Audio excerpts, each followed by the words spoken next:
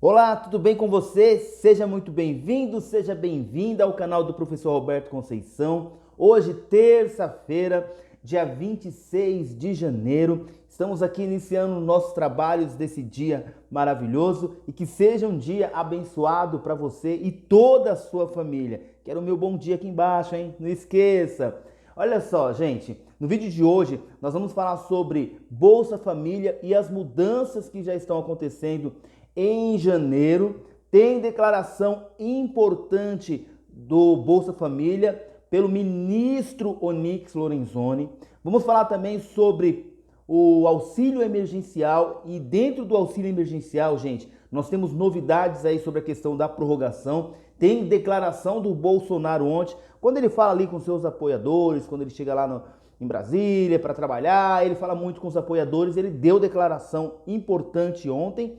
E aquele bombardeio que vocês fizeram para mim aqui nos comentários sobre a questão do Rodrigo Maia, sobre essa declaração do Rodrigo Maia. E eu vou deixar o próprio Rodrigo Maia falando sobre a questão da prorrogação já já. Olha, um vídeo muito importante, recheado de informações para você que quer informação sobre Bolsa Família, sobre o auxílio emergencial. Muito obrigado àqueles que participaram da enquete, né? Já chegamos aí quase a 50 mil votos. 80% das pessoas acreditam na prorrogação e querem ouvir falar da prorrogação.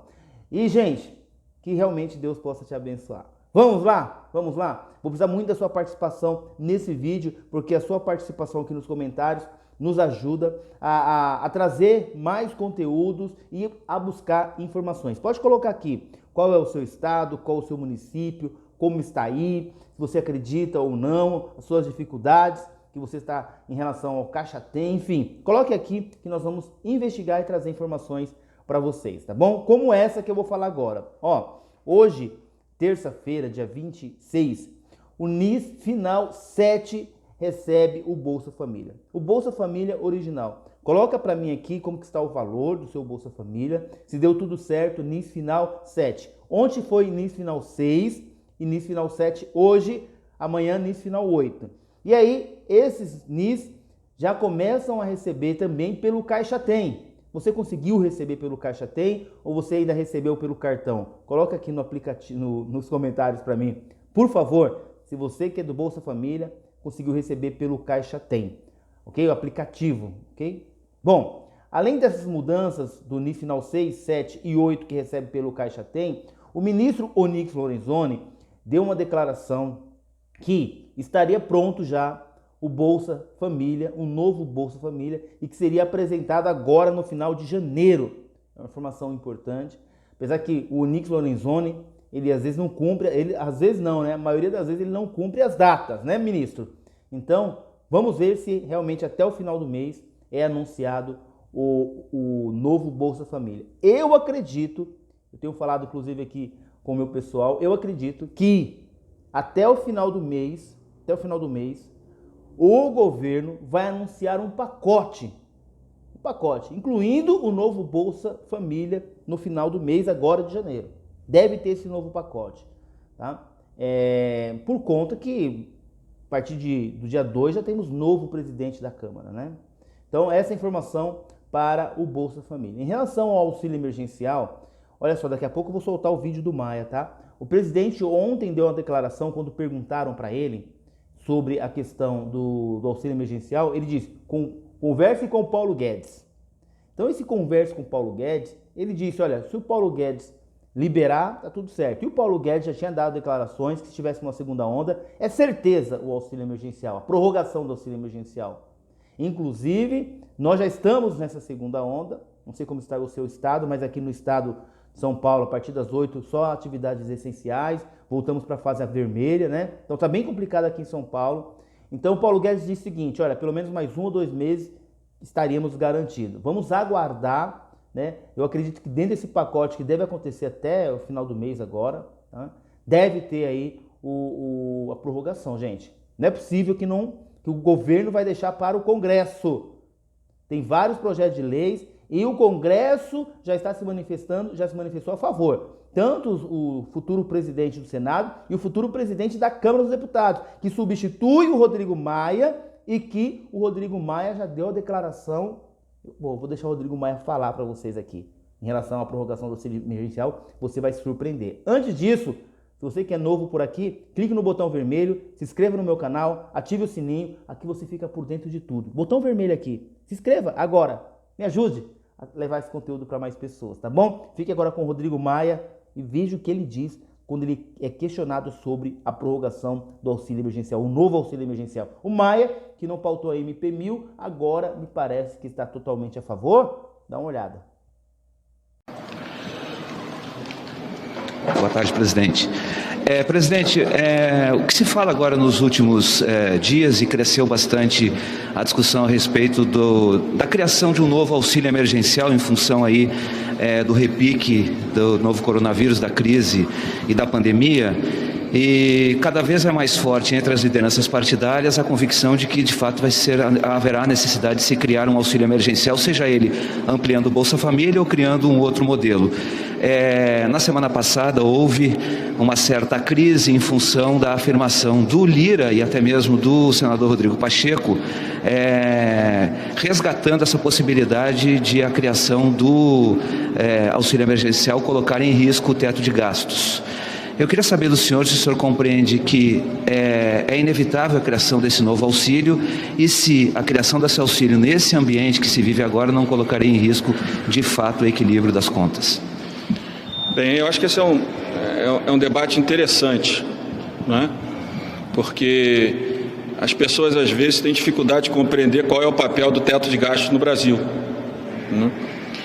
Mas hoje tem um artigo hoje no Estado de São Paulo, acho que foi hoje, saiu hoje, que eu recebi direto do autor, do economista Cláudio Adilson, que ele fala sobre a questão da necessidade do auxílio no final, mas no início ele mostra um trabalho feito por um outro economista da FGV, mostrando, né, criando um índice sobre a questão do isolamento, e a partir desse índice, usando uma projeção sobre vacinação em relação a crescimento. Então ele mostra nesse artigo que se o Brasil tivesse começado a vacinação na hora certa, e se nós tivéssemos como garantir o que já é impossível, 70% da população vacinada até o meio do ano, nós teríamos a projeção de um crescimento de 8%. 8 menos o 3%, que é efeito estatístico, mas daria um crescimento real da economia brasileira. Com esse crescimento real, eu diria para você que, além de uma redução da perda de vidas, pela uma campanha mais rápida de vacinação, somado a uma perda menor de empregos e de renda dos mais pobres. Então, olha que a questão da vacina tem um impacto muito maior e muito mais grave do que apenas, né, que é o mais grave de todos, a questão do atraso na vacinação. Nós estamos dizendo que nós vamos ter um número maior de perda de vidas por isso, que nós vamos ter um número maior de desempregados por isso, porque a projeção hoje é otimista, do meu ponto de vista, vamos dizer assim, pelo indicador médio dos economistas que eu ouço, que a economia brasileira vai crescer menos que 3%. Né? A atividade econômica está fraca em muitos lugares, né? Essa insegurança que o governo vem passando em vários temas, a desorganização em relação à pauta desde o ano passado. Porque ano passado o governo abriu mão da pauta de reformas, atrasou a administrativa, encaminhou a PEC emergencial para o Senado e nunca votou, e sempre foi contra a reforma tributária, não é isso? Então o governo abriu mão desde o ano passado das reformas, né? O governo abriu mão das privatizações, por mais que tenham colocar culpa na Câmara ou no Senado. O presidente Bolsonaro nunca tratou de nenhuma privatização conosco, pelo menos nunca me pediu por privatização nenhuma, e a única que está aqui da Eletrobras. E a gente sempre soube que nós tínhamos um problema grande no Senado e era público. O presidente Davi sempre foi contra, é legítimo, ele defende o sistema Eletrobras. Agora o candidato, né, o nosso candidato, Rodrigo Pacheco, também continua contra. Então, um governo que é um caos na saúde, que abriu mão das reformas, do meu ponto de vista, o presidente não vai colocar o seu capital político que cai em reformas que precisam ser feitas e são impopulares, né? Então, eu acho que estão todos uma expectativa muito negativa. Por isso que eu acho que a economia vai crescer menos que os 3,5 projetados hoje. Acho que vai crescer bem menos de 3. Então nós temos, por falta de vacina, um número crescente de mortes, por falta de vacina, uma economia crescendo de forma negativa, que se crescer 2,5 é negativo, não é isso? O que vai gerar mais gente com fome e mais gente desempregada. Eu, por exemplo, tenho defendido a CPI da saúde, porque se nós tivéssemos a prerrogativa, por exemplo, do impedimento de um ministro, que não é nossa prerrogativa de impedimento de um ministro é só conectado ao presidente da República, mas em relação ao ministro eu não tenho dúvida nenhuma que já tem crime. Pelo menos o ministro da Saúde já cometeu crime, eu não tenho dúvida nenhuma. A irresponsabilidade dele de tratamento precoce, a irresponsabilidade dele de não ter respondido à Pfizer, a irresponsabilidade dele de não ter, como ministro da Saúde, se aliado ao Instituto Butantan para acelerar a produção daquela vacina, né, e não apenas a vacina da Fiocruz. Tudo isso caracteriza um crime e a PGR já está investigando. Então, a partir daí, você diz, como faz com o governo, que podia ter feito esse país crescer 8%, e a economia crescendo, você fazer desnecessário o auxílio, como é que você faz com uma economia que vai cair, na verdade, em relação ao efeito estatístico, tirando o efeito estatístico, vai cair 0,5%, 1%, então as pessoas vão ter mais dificuldade para emprego e para ter renda, principalmente os mais pobres. Como é que você faz para acolher essas famílias?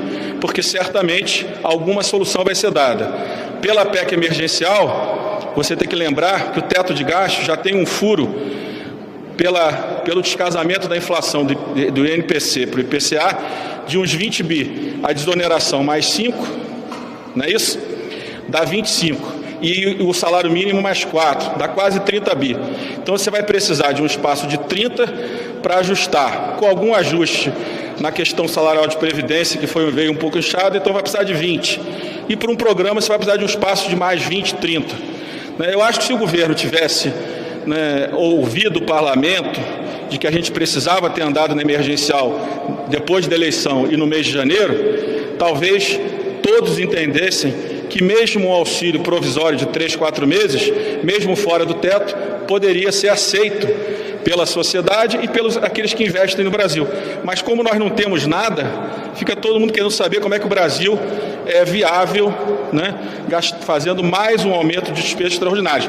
Pelos resultados do final do ano, diz esse artigo do economista Cláudio Adilson, tanto a dívida pública quanto o déficit serão menores do que o projetado no final do ano. Todo mundo achava que a dívida do Brasil chegaria a quase 100% do PIB e ela vai ficar um pouco abaixo de 90%. Então ele defende nesse artigo, eu acho que é um bom artigo para debate, eu estou defendendo que a PEC emergencial ela é fundamental que ela seja aprovada antes do orçamento, para que garanta aqueles que investem no Brasil que nós não vamos sair do desrespeito do controle da despesa pública e também da trajetória da dívida pública. Mas ele diz uma coisa interessante, porque se a dívida é menor do que esperado, você fazer um programa de 6 meses, de 300 ou 200 reais, com uma parte daqueles vulneráveis, apesar da que a Folha disse hoje que são 70% daqueles que receberam auxílio que continuam sem renda, né, que isso daria um pouco mais de 1% do PIB, que seria perfeitamente aceitável dentro da relação dívida-PIB que estava esperada para o final do ano. Não é um debate simples, mas esse é um deputado liberal, um economista liberal muito conceituado no mercado financeiro. Então, acho que a gente tem que fazer o debate. Eu acho que, independente de como você vai construir soluções para auxílio, se você não avançar, principalmente na PEC emergencial, né, e na tributária, começar o debate da administrativa, eu acho que nenhuma solução emergencial do ponto de vista de gasto extraordinário vai ser bem-vinda, vai ser aceita de forma tranquila pelos que acreditam e investem nesse país. Então é um debate muito interessante, que a gente deveria estar fazendo agora. Se a gente não tivesse tido recesso, talvez agora a gente estivesse aprovando a PEC emergencial. Aqueles que defendem que tem que aprovar o orçamento antes da PEC emergencial não entendem de gasto público, de orçamento público, porque se aprovar o orçamento antes da emergencial, você não terá condições de fazer o programa emergencial dentro do teto de gastos. Mas acho que esses debates todos, vindo de grandes economistas, o Arminio tem escrito algumas coisas, o Marco Lisboa outras coisas mais duro, mas eu acho que esse debate ele precisa existir porque pela incompetência e irresponsabilidade, no mínimo do ministro da Saúde, nós, em vez de ter um crescimento de 6, 7, 8%, vamos ter um crescimento abaixo de 3%, e um crescimento abaixo de 3% pelo carregamento da queda do ano passado, significa um crescimento abaixo de 0, um crescimento negativo, o que significa que vamos perder emprego e renda, e é por isso que 70% dos brasileiros que estavam no renda emergencial, pela Folha de São Paulo, continuam sem nenhum tipo de previsão de renda, porque, de fato, a questão da vacina é crucial para que qualquer país possa sair da situação de queda da economia, de paralisia da economia e de paralisia da circulação das pessoas, até que a vacinação, a imunização possa chegar a pelo menos 70% da população.